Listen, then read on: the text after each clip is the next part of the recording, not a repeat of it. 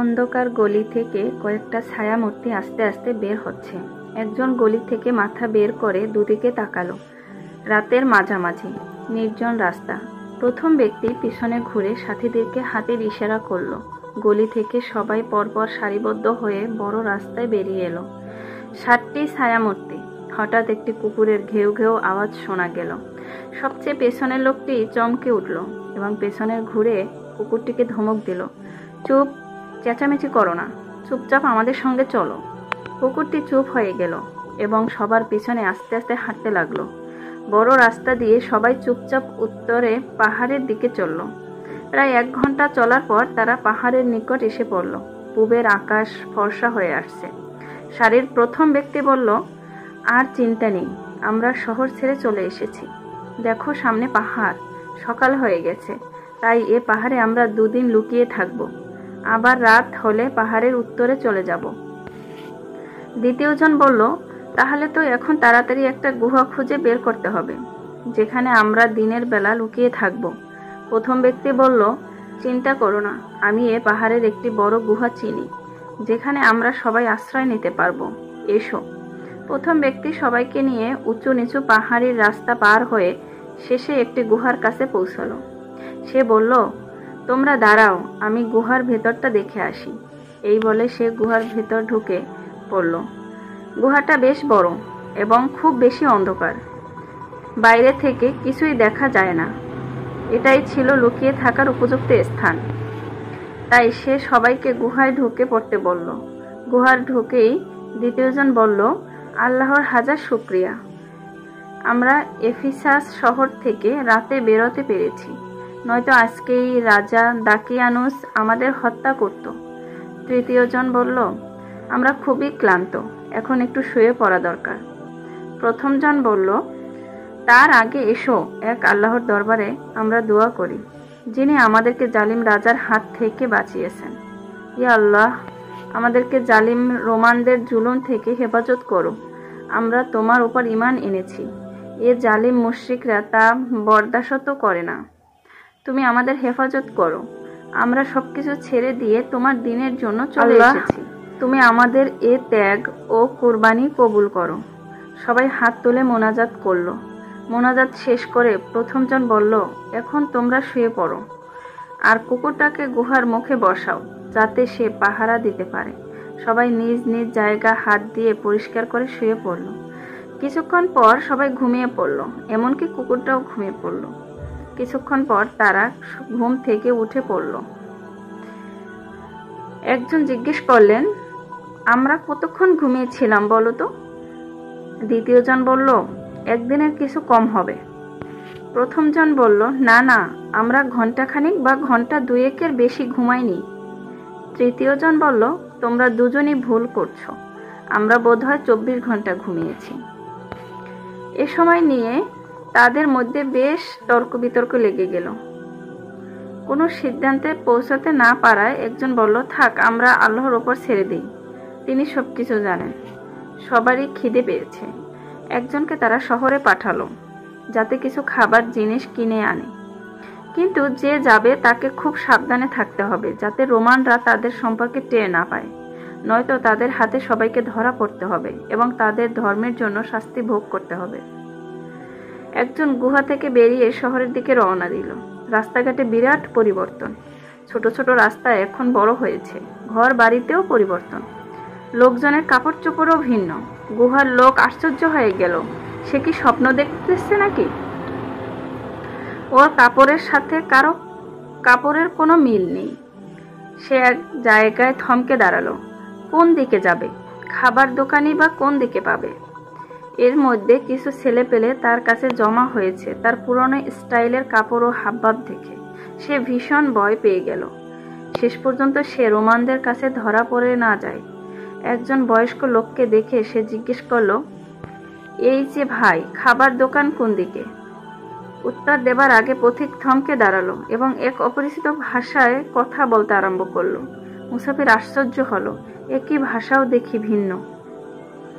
লোকের ভিড় জমতে আরম্ভ করেছে। সে রীতিমতো ভয় পেয়ে গেল। সে চারিদিকে তাকালো পালাবার কোনো পথ আছে কিনা, কিন্তু না, তার চারদিকে মানুষ বেষ্টনী করে ফেলেছে। অনেক লোক জমা হয়ে গেছে এবং নতুন ভাষায় কথা বলছে। কিছুক্ষণের মধ্যে একদিকের লোক সরে গিয়ে একজন অতি বৃদ্ধ লোকের জন্য রাস্তা করে দিল। বৃদ্ধ লাঠিতে ভর করে আস্তে আস্তে ওর দিকে আসলো। মুসাফির মনে করলো যে এ বৃদ্ধ লোকটি তাকে সাহায্য করতে পারে। সে বলল, জনাব, আমাকে খাবার দোকানের ঠিকানা দিয়ে কি সাহায্য করবেন? বৃদ্ধ লোকটি আশ্চর্য হলো। এ ভাষা তো 300 বছর পুরনো এফিসাস শহরে বলা হতো। মুসাফির কিছু পয়সা বের করে দেখালো যে সে খাবার কিনতে চায়। লোকটি পয়সা হাতে নিয়ে দেখলো 300 বছরের পুরনো।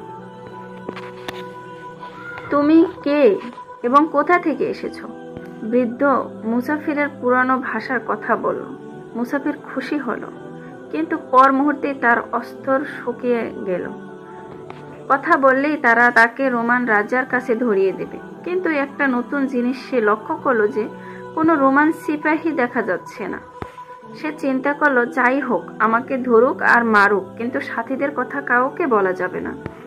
সে বলল, আমি এক আল্লাহকে বিশ্বাস করি এবং হযরত ঈসা আলাইহিস সালামকে নবী বলে বিশ্বাস করি। আমি একজন নাসারা।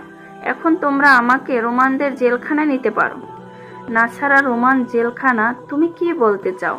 আমরা তো সবাই নাসারা এবং রোমের রাজাও তাই।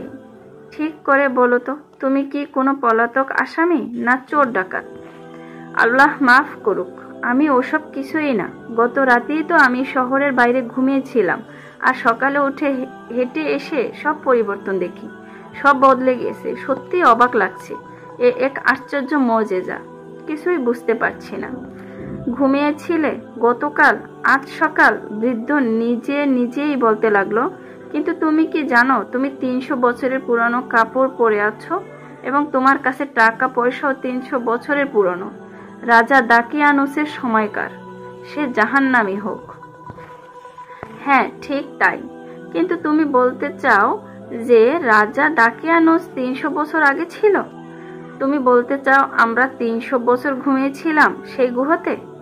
গতকালই তো আমরা রাজার ভয়ে শহর ছেড়ে পালিয়ে গুহায় আশ্রয় নিয়েছি। রাজা ইমানদারদের ধরে ধরে মেরে ফেলতো বা পুড়িয়ে ফেলতো অথবা সিংহের খাঁচায় ফেলে দিত খাওয়ার জন্য। কি তোমরা রাজা দাকিয়ানুসের সময় ঘুমিয়েছিলে? বৃদ্ধ লোকটি চিৎকার করে উঠল। তারপর সে তার আশেপাশের লোকদের দিকে ফিরে নতুন ভাষার দ্রুত কথা বলতে লাগলো ও মাঝে মাঝে মুসাফিরের দিক ও আকাশের দিক ইশারা করে কথা বলতে লাগলো। কিছুক্ষণ পর বৃদ্ধ মুসাফিরের দিকে ফিরে তার ভাষায় কথা বলল। মুসাফির, এ আমাদের নবী হযরত ঈসা আলাইহিস সালামের মুজিজা। তুমি জানো না তুমি 300 বছর ঘুমিয়েছ। আমরা সবাই নাসারা, এখন কোনো ভয় নেই। কিন্তু তোমার সত্য কথা তোমাকে প্রমাণ করতে হবে। তুমি আমাদের সাথে প্রতারণা তো করছো না? প্রতারণা? বলো কি? আমি তোমাদের সাথে প্রতারণা করব? প্রমাণ চাও তো? চলো।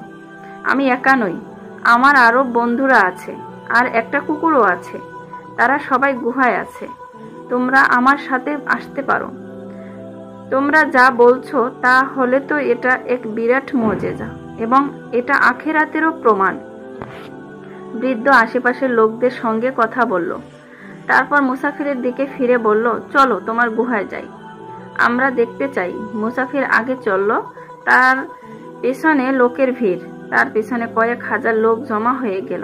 গুহার কাছে লোকদের কথার গুঞ্জন শুনে গুহার ভেতর বাকি লোকেরা খুব ভীত হয়ে পড়ল। তারা লুকাবার বা পালাবার চেষ্টা করেনি, বরং তারা আল্লাহর দরবারে হাত উঠিয়ে দোয়া করল। হে আল্লাহ সর্বশক্তিমান, আমরা তোমারই সাহায্য চাই। তুমি এক আল্লাহ এবং হযরত ঈসা তোমারই নবী। হে আল্লাহ, আমাদের শত্রুর ক্ষতি থেকে হেফাজত করো। ইতিমধ্যে লোকেরা এক বিরাট দল বেঁধে তাদের সাথীকে সঙ্গে নিয়ে এসে পড়েছে। কেউ কেউ ভিতরে ঢুকলো, অন্যরা পিছনে ভিড় করে থাকলো এবং আজব দৃশ্য দেখলো। পুরানো কাপড় পরা কয়েকজন লোক নামাজে বসার মতো অবস্থায় আছে। মোনাজাত শেষ করে ঘুরে তাকালো, দেখলো তাদের সাথী, যাকে খাবার কিনে আনার জন্য পাঠানো হয়েছিল, সে অনেক লোককে সঙ্গে নিয়ে আসছে। এসেই বলল, বন্ধুরা, জানো আমরা ও আমাদের কুকুর এ গুহায় 300 বছরের উপরে ঘুমিয়েছি। আল্লাহর হুকুমে এফিসাস শহর পরিবর্তন হয়ে গেছে। সেখানে রাজা দাকিয়ানুসও নেই। আর আমাদের মতো লোকের ওপর কোনো জুলুমও নেই। এখন বেশিরভাগ লোকই নাসারা হয়ে গেছে এবং ইমানদার হয়েছে। কি 300 বছর? সব প্রশংসা আল্লাহর, যিনি আমাদের সৃষ্টি করেছেন বড় মেহেরবানি করে। নিশ্চয়ই তিনি যা ইচ্ছা করেন তাই করেন। আমাদেরকে মাটি থেকে সৃষ্টি করেছেন এবং আবার কিয়ামতের দিন উঠাবেন এবং হিসাব নেবেন। আমাদের 300 বছর ঘুম থেকে এটা প্রমাণ হলো। আমাদের ঘুম ছিল মৃত্যুর মতো। বৃদ্ধ লোক যে তাদের ভাষা বুঝত সে শুনল এবং লোকের ভিড়ের দিকে তাকিয়ে তাদের দুয়ার কথা বুঝিয়ে বলল। তারা চোখ থেকে পানি গড়িয়ে পড়ল।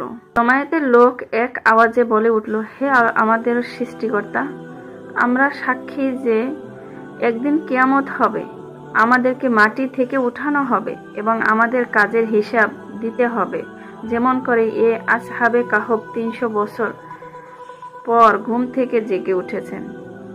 তোমার উপর পুরো ঈমান আনছি এবং সমস্ত অকল্যাণ থেকে পানাহ চাই। আর তোমার নবী হযরত ঈসা আলাইহিস সালামের উপর ঈমান আনছি, যিনি তোমার বাণী আমাদের কাছে পৌঁছে দিয়েছেন। ওয়াদা করছি যে আমরা সব সময় তোমার হুকুম মানব। এরপর সমস্ত আসহাবে কাহফ উঠে দাঁড়িয়ে সবাইকে সালাম জানায় এবং আবার তাদের কুকুর সহ শুয়ে পড়ে। কিছুক্ষণ পরে দেখা গেল তাদের কারোর শরীরে প্রাণ নেই, সবাই মৃত্যুবরণ করেছে। লোকেরা গুহার মুখ ইট দিয়ে বন্ধ করে দুঃখ করতে করতে এফেসাস শহরে ফিরে এলো। আপনাদের কাছে যদি আমাদের এই ভিডিওটি ভালো লেগে থাকে তাহলে আমাদের চ্যানেলটি সাবস্ক্রাইব করতে ভুলবেন না।